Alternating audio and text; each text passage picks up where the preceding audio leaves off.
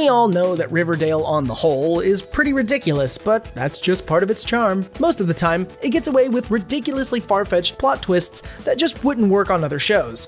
But that doesn't mean that we're not left scratching our heads on occasion trying to figure out exactly how plausible some things really are.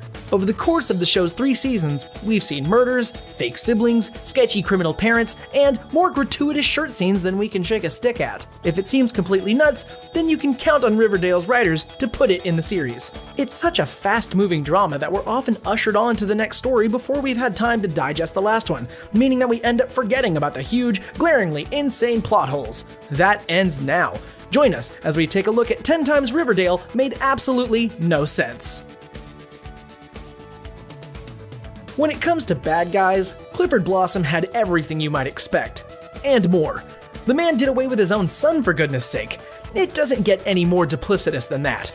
Not only was he deliciously evil and calculating, but he even managed to make dying a devious deed. After he mysteriously met his fate, the surviving members of his family were waiting for his hefty fortune to fall into their laps. But of course, it wasn't that simple, and Cheryl was left disappointed when her dad's wishes came to light. Rather than having a regular real-life will that named his successors, Blossom threw a curveball. He put in a strange clause: if you can prove that you are related to him, you can get a slice of the pie.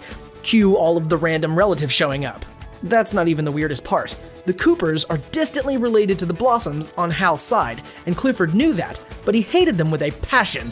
The two families were rivals from the start. Why would he purposefully leave them a ridiculous amount of money? Did Blossom have some sort of weird hidden guilt that we weren't made aware of? Or did someone tamper with his will without his knowledge? We just don't get it. Jughead stole hearts as the lovable kid with a troubled home life from the offset. Played perfectly by Cole Sprouse, the role turned the actor into a teen heartthrob, or even more so. From the very beginning, Jughead has been a waif. Living with his serpent dad in a rundown trailer, it's no life for a kid. It's clear that Juggy loves his dad, but the situation is dire. There's zero food, no money, and well, no hope. We could understand it if his mom wasn't in the picture at all, but she took off with her youngest child. His mom has recently made an appearance in the latest season of the show, but what gives? What kind of mom would take one child and leave the other behind when she's well aware that her ex is a notorious gang leader? Why didn't writers address the obvious plot hole earlier in the series rather than let her pop up in season 3 when the ship has sailed?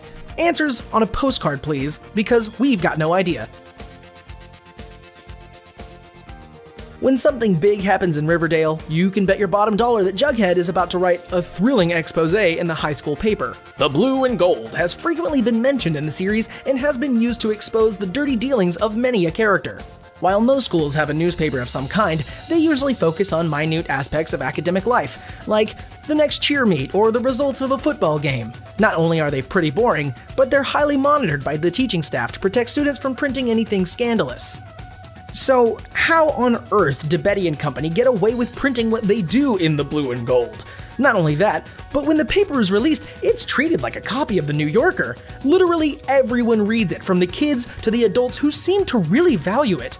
Too much onus is placed on a paper that could never be able to print what it prints, let alone reach anyone outside of the school gates. We have so many questions about this one. Who sets the budget? Who approves the prints? We need to know!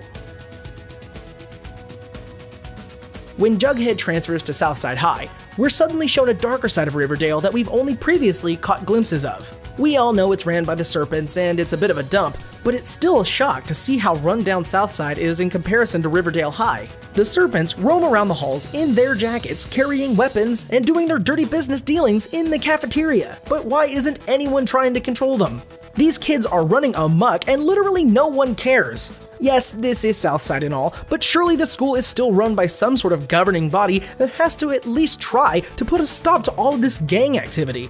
Even if the teachers are too scared to stand up to their tearaway students, someone else would have gotten involved and given the place a darn good makeover. As far as plot holes go, this is one of the biggest we've ever seen in a show, and we've seen a lot. Oh lord, where to begin with this? In Season 2, one of the main plot lines followed Jughead as he left Riverdale High and moved over to the South Side to explore his serpent nature. Betty and Jughead have their fair share of relationship issues due to the separation, but Betty isn't willing to give up on her boo that easy. Dark Betty takes her biggest appearance yet in this episode, but honestly, it's so uncomfortable, it hurts. To show the serpents that she's friend and not foe, she decides to become a sort of honorary member. Betty attends FP's homecoming party at the White Worm, where she tells Tony about her desire to get in good with the gang. Suddenly, an old lady at the bar tells her that she has to do the serpent dance, and before you know it, teenage Betty is on the pole throwing some incredibly age-inappropriate moves. For a start, why was there an old lady encouraging little blonde Betty from Riverdale High to strip and get on a pole in a bar full of old men? When we say full, that place was at capacity. We're talking a real fire hazard, and they're all just watching her like she's the Super Bowl halftime show. When she's done, FP takes the stage and asks the audience to clap for her. Why didn't anyone try to stop her and ask her what on earth she was thinking? When Betty convinces her mom to go and look for the child she gave up for adoption as a teen, no one could have predicted the storyline that followed. The mother-daughter combo found Charles, also known as Chick, on the streets and thought they were going to live happily ever after together. Chick promptly moved into the Cooper family home, but Betty soon became suspicious that he wasn't her brother after all. When the subject of Clifford Blossom's will came up, Betty was given the opportunity to DNA test her half-sibling to see if they were actually related in the first place. She steals a used bit of dental floss and sends it off to be tested, but the only information she gets back is that he doesn't have Blossom blood. As we already know that Betty's dad, Hal, wasn't Chick's father anyway, the DNA test is pointless and doesn't rule out whether or not Alice is actually his mom. Now, call us skeptical, but as far as we're aware, DNA tests don't work that way. Betty would have been able to definitely see if Chick was her brother from the results, not just whether he was related to the Blossoms. Betty and Juggy eventually just did what they should have done in the first place and went to the orphanage and got a picture of Charles. It emerged that Chick was really an imposter who had murdered the real Charles so he could take over his life. Duh, even we could see that coming. When Season 2 wrapped up with Archie being arrested for a murder he didn't commit, we knew that the Season 3 opener was going to be a big one, but we didn't realize quite how many questions it was going to bring up. In the first episode, Labor Day, Jughead explains that all 4 teens have been busy over the summer trying to get Archie out of jail. Betty has been interning with none other than Archie's lawyer mom. Helping him out is one thing, but actually physically representing him in court is an entirely different ballgame. How are we supposed to believe that a court would even allow that to happen? As a lawyer, Archie's mom would automatically know that trying to convince a jury that her own son didn't do the crime wouldn't work at all. No one would believe the mother of the perp. She'd actually be doing him damage by taking on the case. It's a head-scratcher that we can't get over. Plus, Betty is supposed to be the smart one, so why wouldn't she cotton on to the fact that it's not appropriate? We're not trying to be killjoys here, but let's think about the show as a whole for a moment. It's all about the complex relationships between the teens and adults of Riverdale, right? Every now and then, a suspicious adult turns up and drama unfolds almost instantly. With that being said, you would have thought that the characters might have started to sense a pattern with this. First of all, Mrs. Grundy had an extracurricular relationship with Archie, which wasn't her first dalliance with a student. Didn't the school ask for references? We can let that slide, but it just keeps happening. Across town at Southside High, Mr. Phillips is getting down with his bad self, simultaneously playing the part of caring teacher and drug dealer. Was there nothing in his past that might have indicated that this guy was a total menace to society and shouldn't be working at a school? Lastly, why didn't Alice and Betty save themselves a world of pain when they looked up Chick and asked for a DNA test before they accepted him as a Cooper? It's literally the first thing anyone would do in that situation. Season 1 introduced us to the complex family life of Veronica Lodge. Her uber-rich dad was in prison for his shady dealings, and when Ronnie realized the extent of his scheming, he hated him with a passion. Fast forward a season, and HIRAM'S Lodge is back out in public and planning on making some big changes in Riverdale. Namely, he wants to turn the entire south side of the town into a prison so that he can make some serious cash from it. Let's put that in a different way for you. Former jailbird wants to build prison.